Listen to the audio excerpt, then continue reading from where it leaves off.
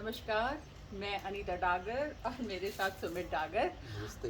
आज हम इस मड हाउस की बात करेंगे जो आप लोग काफ़ी टाइम से हमारे साथ इसको देखते हुए आ रहे हैं। जब हमने हुँ, बनाना शुरू किया था, छोटे छोटे वीडियो क्लिप्स हमने बनाए थे सुमित। हुँ। तो सुमित, सबसे पहले तो हम लोगों को ये बताएं कि हम लोग एक्चुअली करते क्या हैं। नमस्ते, मैं सुमित डागर और अनीता मेरी वाइफ़ है और हमारा पूरा परिवार जो है हम खेती करते हैं। मेरा छोटा भाई जो है वो इंजीनियर है और जो चाचा हैं और उनके बच्चे भी जॉब करते हैं बाहर। लेकिन मैं, मेरी वाइफ़, मेरी माँ और इधर जो हमारा परिवार है गाँव में जब हम रहते हैं, तो हम खेती करते हैं और खेती ही हमारा शौक है। और हम दिल्ली, हरियाणा और राजस्थान इन 3 जगह में हम खेती करते हैं। दिल्ली में हमारे पास एक थोड़ा ड्रॉबैक ये है कि दिल्ली में कोई एग्रीकल्चर का सपोर्ट नहीं है हमें। तो वो एक थोड़ा-सा हमारे लिए एक बैक पॉइंट पड़ता है, लेकिन हम दिल्ली में भी प्राकृतिक खेती कर रहे हैं और मुझे बताते हुए आपको गर्व महसूस हो रहा है कि दिल्ली में हमें देख के और काफ़ी किसान भी प्रोत्साहित हो रहे हैं और वो खेती कर रहे हैं। हमारा जो केवीके है वो हमें काफ़ी सपोर्ट करता है और उससे हमें थोड़ा अच्छा भी लगता है। So here I would like to add Sumit कि कई लोगों को लगता है दिल्ली दिल्ली में कौन सी फार्मिंग हो रही है। हाँ, उनका मानना गलत भी नहीं है क्योंकि दिल्ली जब देश की राजधानी है तो उसमें एक यही फीलिंग आती है कि बड़ी-बड़ी बिल्डिंगें, गाड़ी के जाम लगे हुए हैं कई-कई घंटों के और उस तरीके से। लेकिन दिल्ली में बहुत सारे गाँव हैं, जहाँ आज भी खेती होती है, बासमती लगता है, गेहूँ लगता है, सरसों लगती है, सब्जियाँ लगती हैं, तो काफ़ी खेती होती है दिल्ली के अंदर भी और काफ़ी अच्छे किसान हैं, जो दिल्ली के अंदर बहुत बेहतरीन काम कर रहे हैं और बहुत ही अच्छा इसको आगे लेके जा रहे हैं। जबकि सरकार को इस पे थोड़ा फोकस करना चाहिए कि दिल्ली भी बहुत जल्दी एक ऑर्गेनिक स्टेट के रूप में जानी जा सकती है, क्योंकि किसान यहाँ पे बहुत अच्छा काम कर रहे हैं। ओके सुमित, तो ये इको फ्रेंडली हाउस का सफ़र कैसे शुरू हुआ, कैसे दिमाग में आया ये कि तो ये बनाते हाँ, हैं। जैसे कि मैं एक प्राकृतिक किसान हूँ, खेती शौक है हमारा।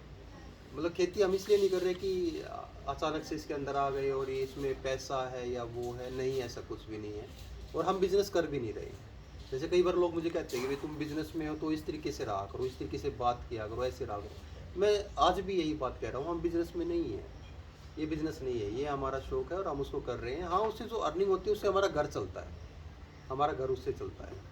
तो जो प्राकृतिक घर है ना, एक किसान के पास तो प्राकृतिक घर ही होना चाहिए और ऊपर से प्राकृतिक किसान है तो प्राकृतिक घर में ही वो रहेगा, प्राकृतिक चीज़ों को वो अपनाएगा। अभी तो हमने प्राकृतिक घर से शुरुआत की है, अब हम अपने खेतों में बैल लेके आएँगे, जिसके घुंघरू बंधे होंगे, छन छन की आवाज़ से वो खेतों में काम करेगा। तो मतलब इन चीज़ों पे हमें जाना है। और जब भी मैं कहीं जाता था, जैसे पहले के समय में हम जब छोटे थे तो हमारे गाँव में भी कुछ घर कच्चे थे, कुछ घर कच्चे थे और हमेशा उनका मज़ाक बनाया जाता था कि ये गरीब है। हमारे साथ एक लड़का पढ़ता था, उसका घर कच्चा था। हम 10th तक थे तब तक उसका घर कच्चा था और उसको हमेशा गरीब समझा जाता था कि जी कच्चा घर है तो ये गरीब है और जिसका पक्के मकान बने हुए हैं, 2-3 मंजिल बनी हुई है तो ये अमीर है। तो मुझे आज भी याद है, उसके घर पे एक प्रोग्राम था और उसने कहा कि आज हमारे घर पे प्रोग्राम है, आप सब आना। और बहुत कम लड़के उसके घर पे गए थे क्योंकि ये अकीसा तो कच्चा घर है, गरीब है, ये क्या ही खिलाएगा। तो ये धारणा हमारे मन में क्यों हुआ? ये धारणा किसने घुसाई कि कच्चे में जो रहता है वो गरीब है और जो पक्के में रहता है वो अमीर है? हमारा सब कुछ लूट लिया इन कंपनियों ने, सब कुछ लूट लिया हमसे। जीवन भर की कमाई हम इसके अंदर लगा देते हैं और वहीं के वहीं बैठे रह जाते हैं। तो हमें इन्हीं घरों में रहना है, ये घर हमें कोई नुकसान नहीं देंगे। पहले तो हम वो पक्के घर बनाते हैं, उसमें बहुत सारा पैसा लगाते हैं, फिर हम ड्रिल्स करते हैं कि भूकंप से कैसे बचें, आग से कैसे बचें, किस चीज़ से कैसे बचें। ना तो इसमें आग लगेगी, ना इसमें भूकंप से कुछ होगा, तो फिर क्या चाहिए आपको? ये प्रकृति है, यही तो दे रही है ना आपको वो। तो इसी में रहना है हमें। So is that so easy Sumit कि मन में ख्याल आया और बना दिया इको फ्रेंडली? क्या लोग इस तरीके से बना सकते हैं? नहीं, इतना ईज़ी नहीं है। सोशल मीडिया पे मैंने डॉक्टर शिवदर्शन मलिक जी को काफ़ी देखा और वो काफ़ी बेहतरीन काम इस फील्ड में कर रहे हैं और काफ़ी लोगों को उन्होंने मोटिवेट भी किया है। तो उन्होंने एक ट्रेनिंग प्रोग्राम चलाया हम ऑर्गेनिक फार्मर्स के लिए, जो कि आपके ही थोड़ी मेहनत से वो सफल हो पाया नहीं, था। Actually he was the trainer. वो यस, तो एक यस। पहल हाँ, थी हाँ। कि तो कहें डॉक्टर साहब अपने को। हरियाणा के जो ऑर्गेनिक फार्मर्स थे उनके लिए उन्होंने एक ट्रेनिंग प्रोग्राम चलाया 3 दिन का, जिसमें उन्होंने हमें मड हाउस बनाना सिखाया और उन्होंने हमें दिया कि 6 महीने में आपको एक कमरा तैयार करना है और उसमें उन्होंने हमारी पूरी मदद भी की और हमने ये कमरा तैयार किया। इसके अंदर गोबर, मिट्टी, सरकंडा जो हमारे पास है, हमारी नेटिव चीज़ें हैं। अब हम बाँस बहुत ज़्यादा लगा दें, बाँस वहाँ से आता है, असम से आ रहा है या नॉर्थ ईस्ट की तरीके से आ रहा है या इधर भी खेती होने लगी है अब बाँस की, वो गलत नहीं है। लेकिन मैं कह रहा हूँ प्रकृति ने हमें दिया है हमारे आस-पास सब चीज़ें, उसका हमने इस्तेमाल किया और इसको बनाया है। तो सुमित, इस हाउस के क्या बेनिफिट्स हैं, हम सबको बताते हैं, क्या सोच के हमने फिर इसको सोचा इसके बनाते हैं? हद से ज़्यादा बेनिफिट है, जैसे कि मैंने शुरुआत में ही आपको बताया ना, भूकंप का डर ना आग का डर, है ना। एक तो उसमें टेम्परेचर को टेम्परेचर को maintain मेंटेन करता रखता है। इसमें हम लाइट नहीं देंगे, ये सच है, हम इसमें लाइट नहीं देंगे। लाइट एक अहम हिस्सा है जीवन का, वो होनी चाहिए हमारे जीवन में, ये झूठ नहीं है। अहम हिस्सा, ये फ़ोन जिसमें हम वीडियो बना रहे हैं ये भी लाइट से ही चार्ज होगा, लेकिन इसमें हम लाइट नहीं देंगे। और आगे भी जो हम कमरे बनाएंगे उसमें हम लाइट नहीं देंगे। चैलेंजेस क्या है सुमित? बहुत सारे चैलेंजेस हैं। और जैसे कि मैं लाइट का जिक्र कर रहा था, तो वो इसलिए कि भैया अब अंधेरा हो गया, प्रकृति ने बोल दिया अब सो जाओ, तो अब सो जाएंगे। बिल्कुल। अब उजाला हो गया, प्रकृति ने बोल दिया उठ जाओ, तो अब उठ जाएंगे। वो सूरज की पहली रोशनी के साथ उठ जाना, सूरज के छिपने के साथ अपना खाना खा के सो जाना, वो महत्वपूर्ण है। तो उसको हम अपनाएंगे जो हमारे बुजुर्ग लोग। चैलेंजेस इतने ज़्यादा है कि जो नेटिव अपनी ग्रास है, सरकंडा, उसको हम ख़त्म करते जा रहे हैं, उसकी अहमियत को भूलते जा रहे हैं। तो किसानों ने उसको जलाना स्टार्ट कर दिया, उसको ढूंढना, उसको काटना, उससे बातें बनाना, मिट्टी को गांदना, ये सारे काम बहुत ही डिफ़िकल्ट थे, क्योंकि आजकल कोई करना ही नहीं चाहता।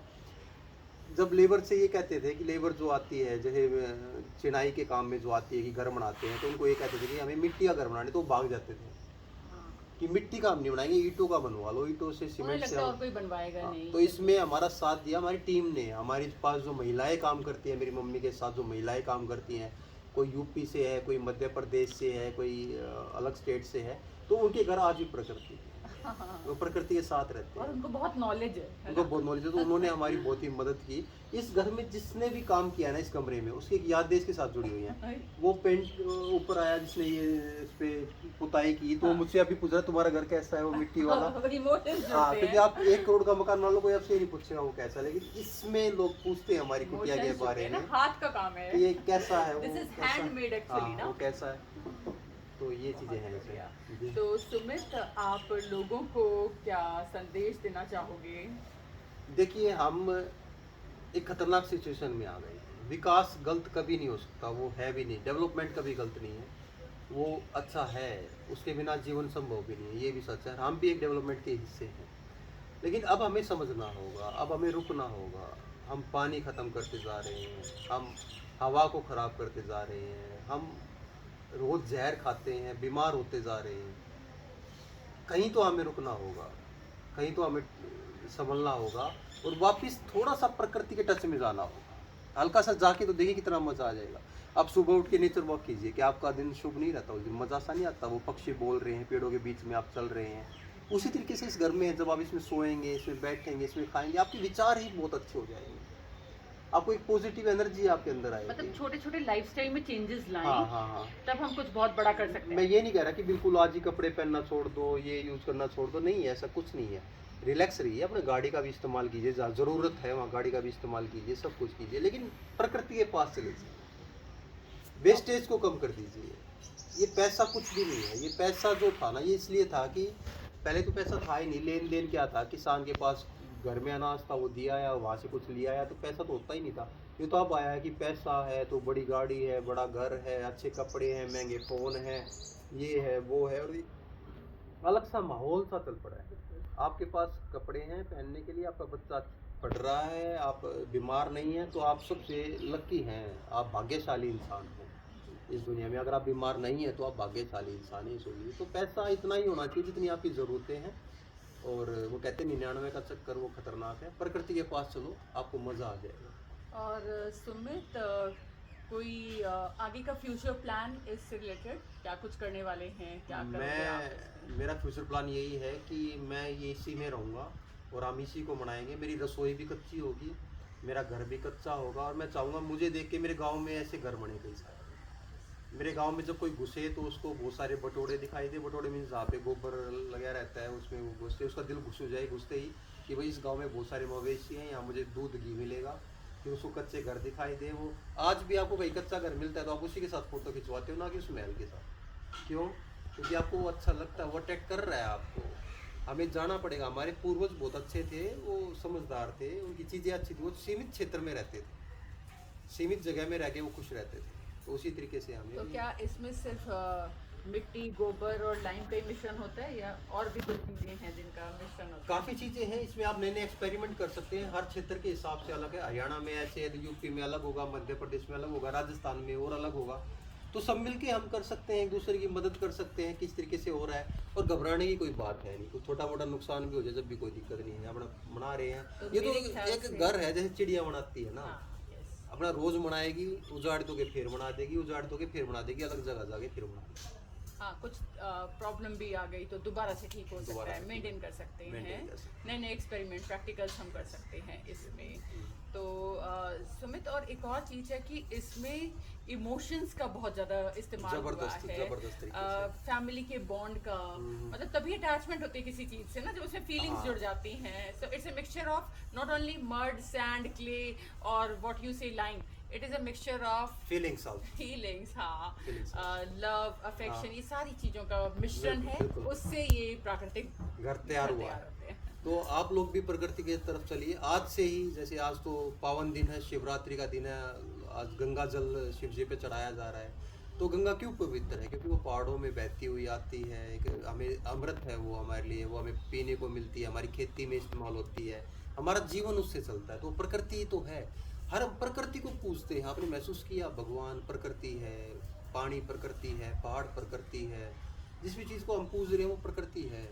तो प्रकृति के साथ मिल जाइए, आप देवतुल्य हो जाएंगे, आपको बहुत अच्छा लगेगा, आप बहुत स्वस्थ हो जाएंगे, बहुत अच्छा आपको महसूस होगा और खुशी खुशी आप रहेंगे। तो सभी के लिए एक मैसेज है कि अब पर्यावरण की सुरक्षा करें बिल्कुल और जितना संभव हो सके मदर अर्थ को बचाते हुए चलें। बिल्कुल बिल्कुल that should be the meaning of life actually. बिल्कुल। और आज के दिन आप प्रण लीजिए शिव जी के साथ कि शिव जो था ने, जो शिव भगवान थे वो तपस्वी थे, वो तपस्या करते थे, हमेशा वो कष्टों में ही रहे थे, पहाड़ों में तपस्या करते थे।